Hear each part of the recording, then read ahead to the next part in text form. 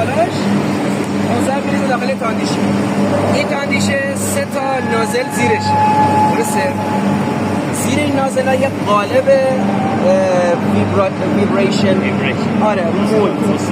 این مولی که میگن این مولده الش کنده نمیشه، یه مولد قالبه از داخل آبگرد داره، روغن و آب و اینا خونگش داره، یه آسیلیشن هم وسط آب میفته تا یه جایی میاد پایین و یه وسیله اینو کنترل میکنه. یه کشون مغناطیسی هم داره یه جا نه.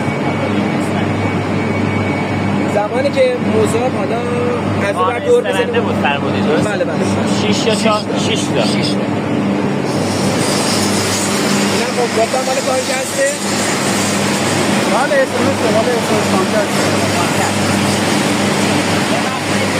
150 یا بالاتر 150 بیشتر ما کنن خیلی گرید های کوالیتی چیزی نمیزنیم، های تکنی چیزی بزنیم. بسیار خیلی عالی با مشتری هست. حالا من یه چیزی بهت بگم چون باورت نشه، همینا میره امارات به عنوان اسکرپ اضافه میشه. ما بستر رو در گیره فورکس میزنن امارات، هندم میکنم شنیدم تیکه میکنن میریزن انرژی دیگه.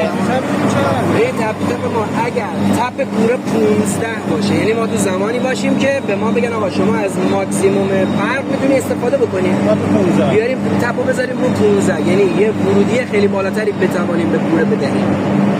اسفنجی ما در بهترین وضعیت MDF توتال افی متال کربن باشد 58 دقیقه 57 دقیقه هم ما زمان داشتیم به صورت مداوم. 54 یا 55.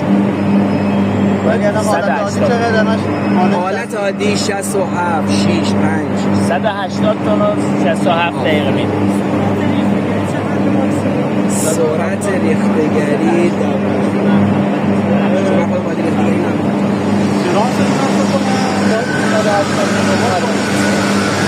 ولی الان دارم با چندش کار کنن چون ما داخل محدود انرژی هستیم، واقعا الان بشه اگه این کشی حالت رو بگیرم